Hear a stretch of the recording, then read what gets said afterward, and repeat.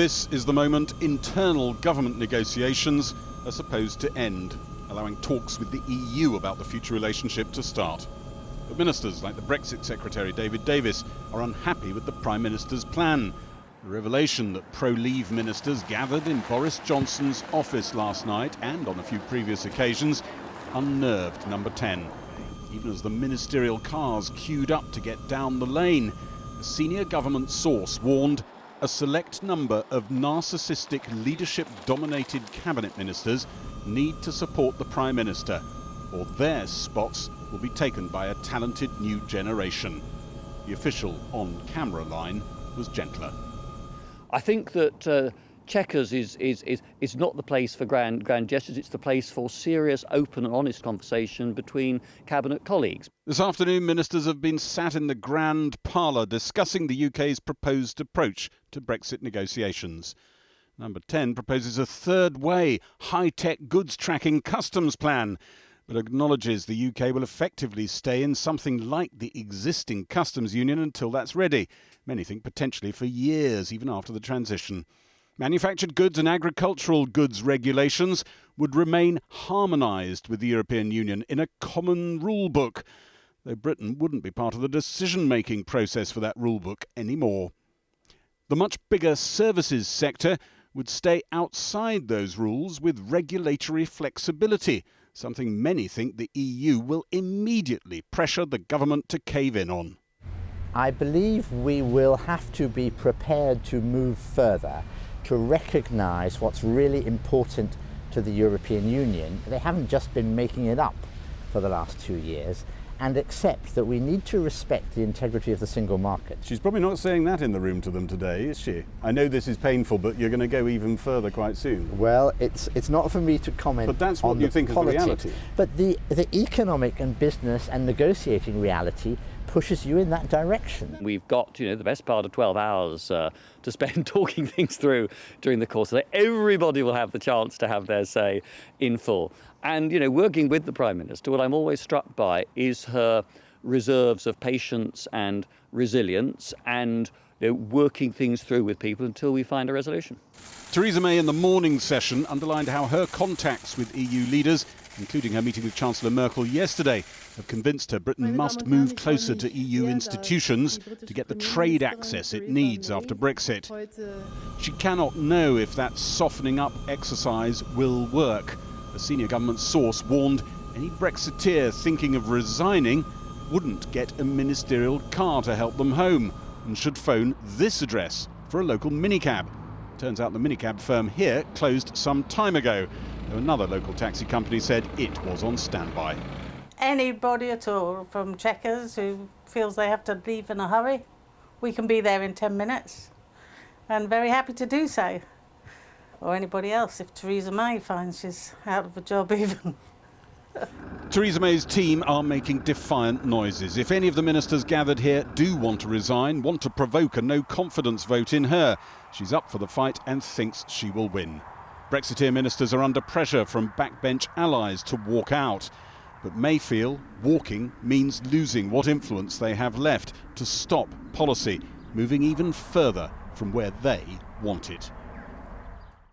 Well, Gary, do you think anybody is going to walk? Well, they haven't walked yet, and the key moment of the day when they might have done may well have passed.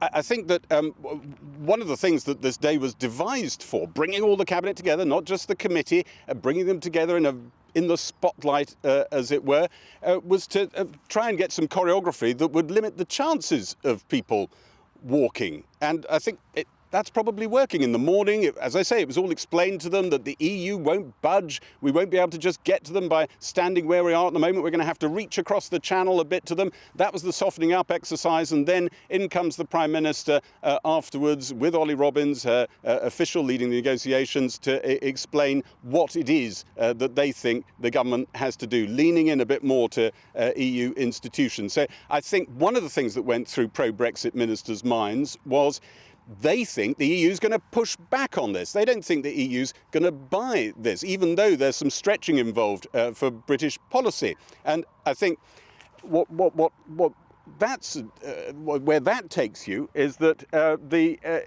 what happens when the EU push back. Those pro-Brexit ministers think that might be an opportunity for them to assert their control over policy, perhaps all over again. Maybe October, maybe November, maybe there's a window there, I think. Some of them were saying before they came to this meeting for them to maybe pull the policy back towards a free trade agreement where they want it to be. And Gary, I'm going to be talking to a couple of Tory backbenchers in a moment, but where does this leave them, do you think? Well, I think quite a few of the more strident ones really wanted their ministers here, their allies, to show, as they would see it, a bit of leadership, to walk out and give them a rallying point. They haven't done that.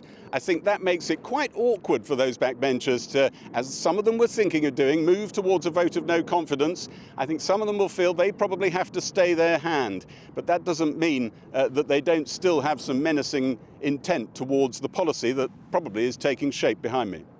Thanks, Gary. So was this the deal that Brexit voters had in mind? We've been down to the seaside in Southend, where almost 2/3 of voters backed the Leave camp. Our social affairs editor, Jackie Long, reports on how a compromise Brexit deal might go down. At least when you're feeling the heat here, you're in the right place. Few seem to feel sorry for Theresa May, though. Many are wondering what sort of landscape they'll be left with post-Brexit. As far as I'm concerned, we're still tied to this single market business. And does that annoy you? Oh yeah, because that's not what I voted for. It makes me feel that I don't want to ever vote anymore for anybody. If Theresa May is struggling to get the cabinet to back her compromise deal, she might not have any more luck selling it here in Southend either. More than 58% of people here voted to leave the EU. But whether they voted in or out, many people today seem to think the current position is neither one thing nor the other. Holiday harmony with deck chairs side by side. Wow. But Ken Coston is a Remainer and reckons with the Prime Minister's current plan, his lot might be winning the day, leaving his Leave voting wife less than impressed. Seems to, she's going on about hard Brexit and that, but she seems to be softening up a bit. She's not really sort of going for what she promised she would previously, I don't think. Is it going the way you wanted it to? Well, it's not going quick enough, to be honest. I think it should have been, if once people voted out, it should have gone out straight away. And the longer it goes on, what are your thoughts about where it's headed? Well, I'm thinking that they might actually change their minds and then go against what everyone else has voted for and then just end up staying in it. With what's on the table, I just feel that, to be honest, we're sort of going back 5 years rather than forward. Yeah. So do you think the deal on the table at the moment ties us still too much to Europe or not enough? Absolutely. It ties us too much. It's almost like we're out of it, but we're really not, because the deal that they're making is still keeping us in there. And in fact, we're sort of, on certain things, we're still paying the money, but we're out of there. Phyllis is a no voter, by the way, but says now that we're leaving, it ought to mean that. Is there going to be a Brexit? Well, theoretically, yes. In name, yes. But really, no. So while they bask, and over at Chequers perhaps the politicians boil, the question is, will there be a clearer vision of what Brexit actually means by the time the day ends?